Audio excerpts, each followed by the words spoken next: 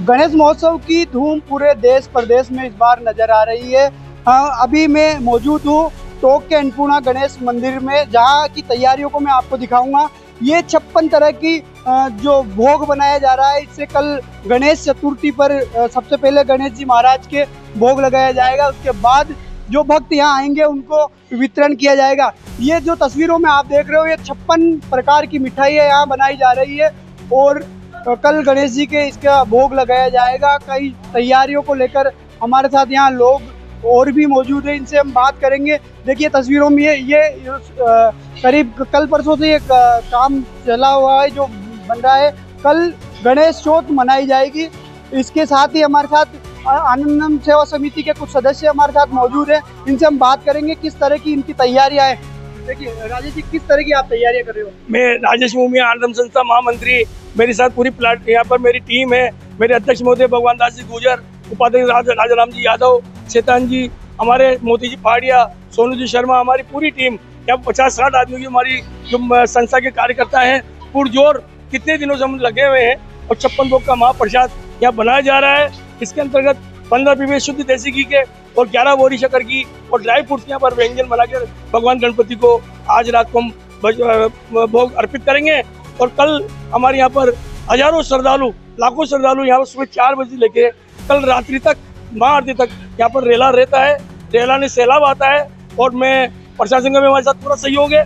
हमारे टीवी पत्रकार हैं, हमारे और भी बंधु हैं, मीडिया वाले हैं, हमारा पूरा सहयोग है। और हम भगवान गणपति से यही प्रार्थना करते हैं कि भगवान गणपति इन सबकी मनोकामनाएं पूर्ण करें। और लोग हमारे साथ मौजूद है। देखिए नाम बताइए आप। राजाराम यादव। क्या इतिहास इस मंदिर का कुछ बताओ? इस मंदिर में 34 साल हो गए भव्य आयोजन होता है और हमेशा की बात ये हर साल बढ़ता ही जाता है।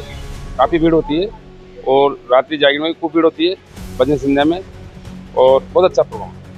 इस बार देखिए मानसून की अच्छी बारिश हुई है। इसको लेकर अगर बात करें रणथंभौर गणेश जी मंदिर जो शायद बंद है इस बार क्योंकि बारिश ज़्यादा हो गई है, तो इसको लेकर यहाँ अभी क्या भक्तों की भीड़ दिखेगी?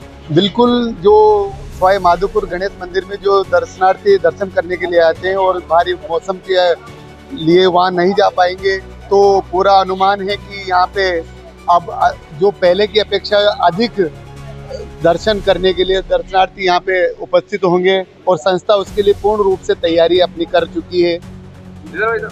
हमारे साथ और भी जो लगातार इस संस्थान से भी जुड़े रहते हैं, आयोजन में एंकरिंग भी कहीं करते हुए दिखते हैं आपको, ये मौजूद है। सर देखिए ये जो मंदिर है इसको लेकर क्या बताना चाहिए?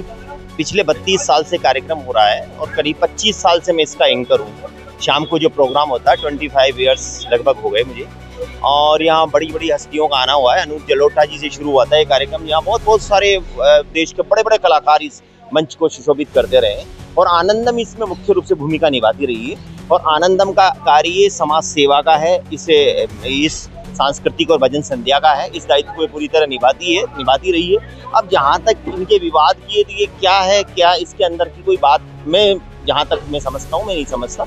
और आनंदम का जो कार्य है वो पूरी उस निष्ठा के साथ भगवान गणपति जी जुड़े हुए, मैं भी उसी निष्ठा के साथ मैं इस कार्यक्रम के लिए आता हूँ। मैं आनंदम का इस रूप से नहीं हूँ, मैं कोई पदाधिकारी भी नहीं हूँ, लेकिन मैं निष्पक्ष रूप से भगवान गणपति की सेवा है।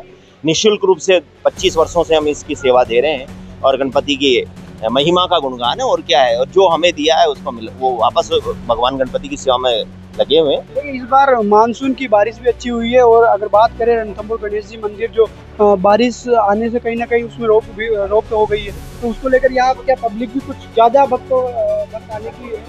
नहीं, ज़्यादा भक्त तो हमेशा ही यहाँ जो मेला लगता है उसमें तो बहुत भारी भीड़ होती है। रात को भजन संध्या में भी जैसे कलाकार होते हैं, कितनी देर एक बार तो भीड़ आएगी, उसके बाद कलाकार कितनी देर उसको रोक सकते हैं, उतनी देर भीड़ रुकेगी।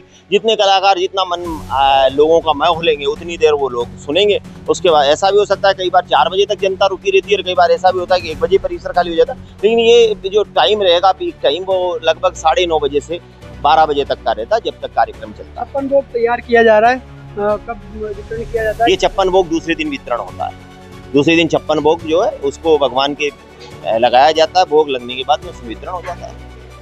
तो ये थे हमारे साथ आनंदम सेवा समिति के सदस्य जिन्होंने बताया। एक बार फिर मैं आपको तस्वीरों से बताऊंगा कि ये 56 प्रकार के व्यंजन बनाए जा रहे हैं जो कल गणेश चतुर्थी पर गणेश जी के जो सबसे पहले भोग चढ़ाया जाएगा, उसके बाद ही जो लोगों को ये प्रसाद वितरण किया जाएगा।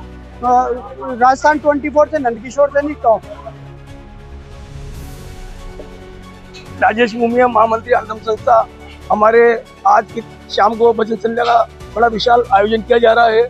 इसमें मुख्य गायक कलाकार बाहर से चित्तौड़गढ़ से शंकर जी लखा और ममता जी चौधरी यहाँ आ रही हैं। साथ में तबले पे संगत करने के लिए सलमान भाई भी यहाँ आ रहे हैं। और आज की शाम को जो कार्यक्रम है उसके मुख्य अतिथि श्री कन्हैयालाल जी चौधरी जो कैबिनेट मंत्री है, अध्यक्षता श्री सुखबीर सिंह जी जोनापुरिया जो पूर्व सांसद है, और हमारे गणमान्य जो विधायक है वो है हमारे चंद्रवीर सिंह जी चौहान जो हमारे यहाँ के भाजपा के जिला अध्यक्ष हैं, और भी काफी वरिष्ठ और श्रेष्ठ कार्यकर्ता यहाँ सब लोग आ रहे हैं। और हमने इस बार एक खास तौर से जो 56 भोग का प्रसाद बनाया गया है, वो 56 भोग का प्रसाद 15 पीपे देसी घी के और 11 बोरी शक्कर की हमने यहाँ पर बनाई है। जिसमें ड्राई फ्रूट्स का भी हमने काम किया है। अग्रवाल मिष्ठान मंडल द्वारा यहाँ पर एक प्रसाद बनाया जा रहा है।